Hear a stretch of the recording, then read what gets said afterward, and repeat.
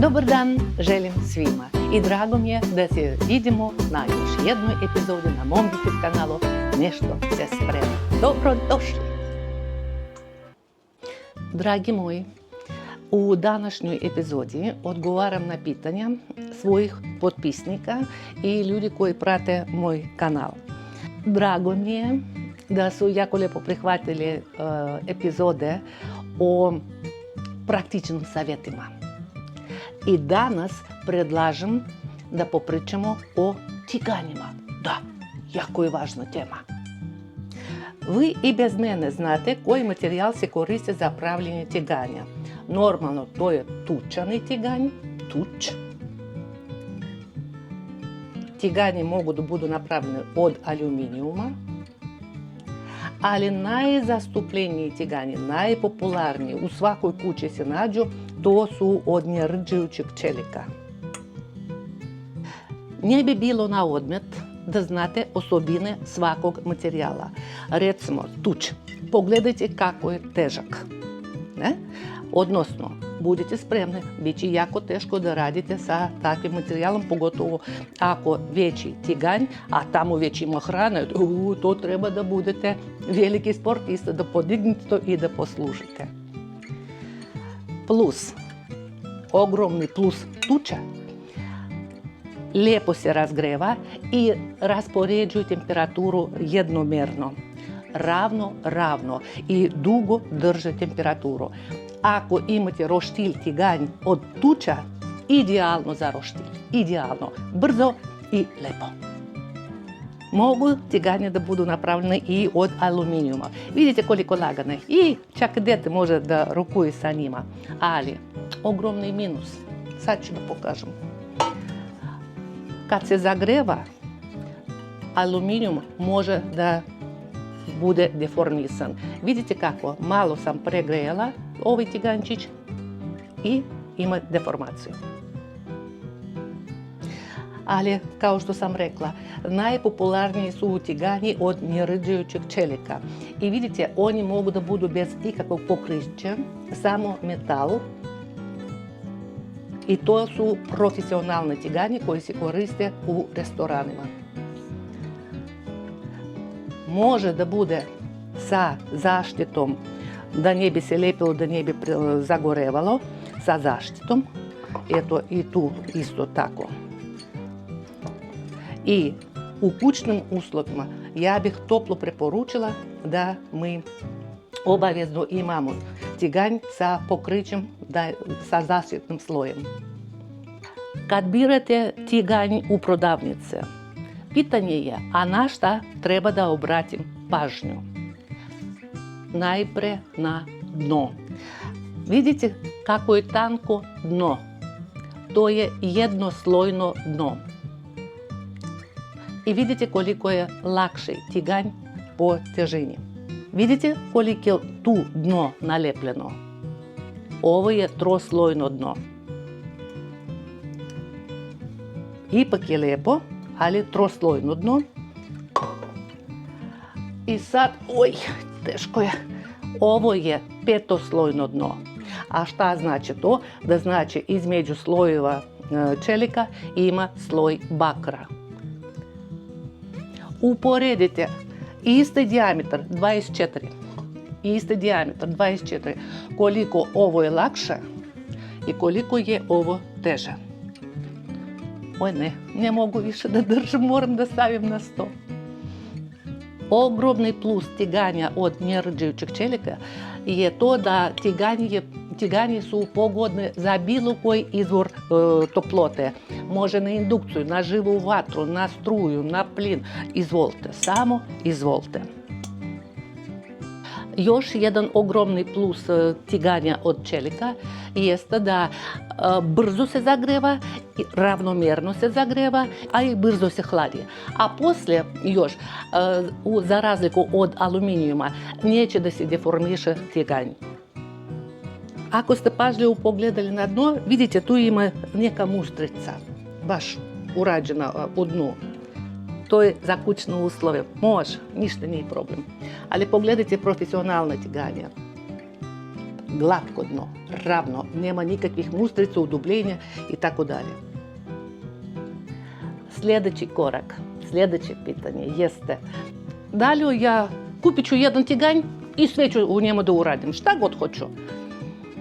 Izvolite, ako je vama to volja, ali ja ne bih to preporučila.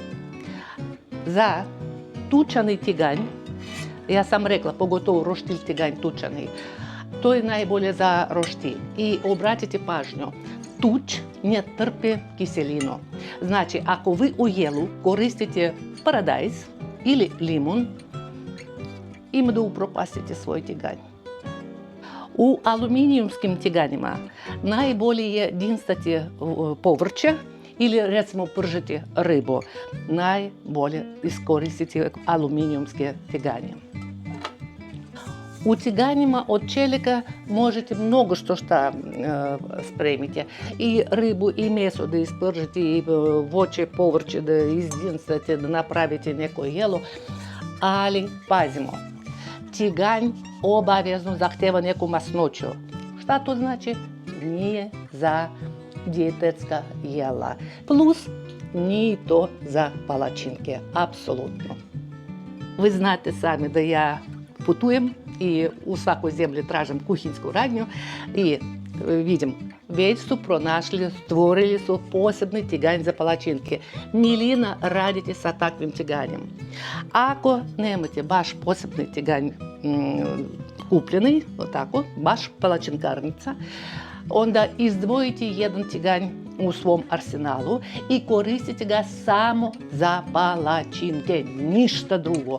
Onda imat ćete lijepe palačinke. Još šta mi je obradovalo u kuhinskim prodavnicama u drugim zemljama. Obični tiganj. Vi nešto spremate i recept zahtjeva da ispržili ste, pripremili i šaljite u rerno na pečenje. Eto tiganje sa ručkom koje se skida. Pritisnite dugme, opa, i tiganj ide u rerno. Predivno nešto, jel da? Da ne koristimo sve više mnogo posuđa, poslije ko će da pere. Obično narod hvali, moja baka imala takvi divni tiganj, nikad ništa se nije lepilo, nikad ništa nije gorilo i tako. Slažem se. Zašto? Zato što svaki tiganj traži svoj tretman. Što znači? Prvo, ni slučajno u mašinu za pranje sudova. Ni slučajno, ima sve da upropastite. Drugo, kad budete prali, topla voda, meka sapunica i mekana krpa ili neki mekani sunđer. Treće, kad ste oprali, odmah prebrišite na suvo. Pogotovo ne tiganj od tuča. Vi ga oprali i ostavili da se odsede. Ne, ima da zarđa. Gotovo. Umro tiganj. Jako često narod se žali da na ovako gvozdenim tiganjima sve se lepi, sve gore, ne volim ja takvi tiganj i tako.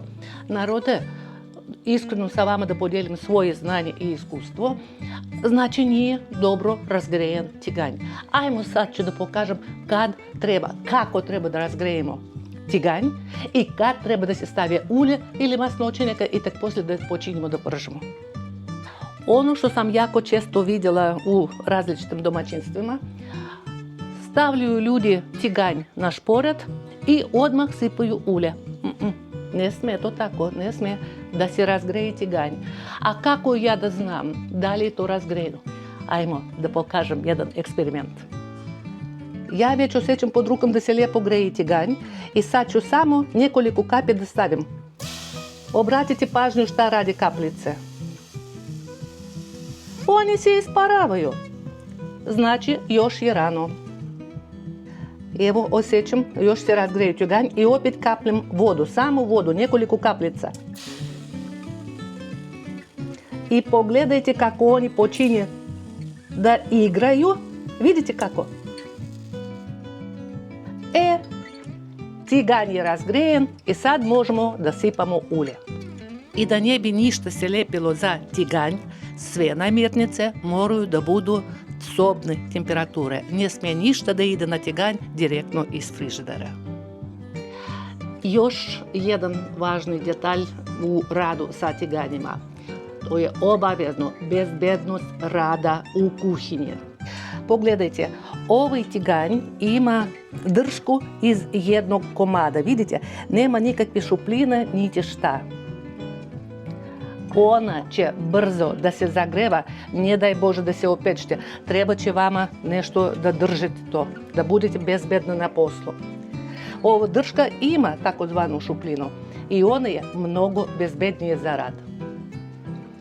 Dragi moji, podijelila sam sa vama svoje znanja, svoje iskustvo na molbu mojih potpisnika. Nadam se da je ovo će biti za vas praktični savjet i jako korisni savjet. A ja vam želim uspjeha u kulinarstvu u svim vašim poduhvatima. Srećno!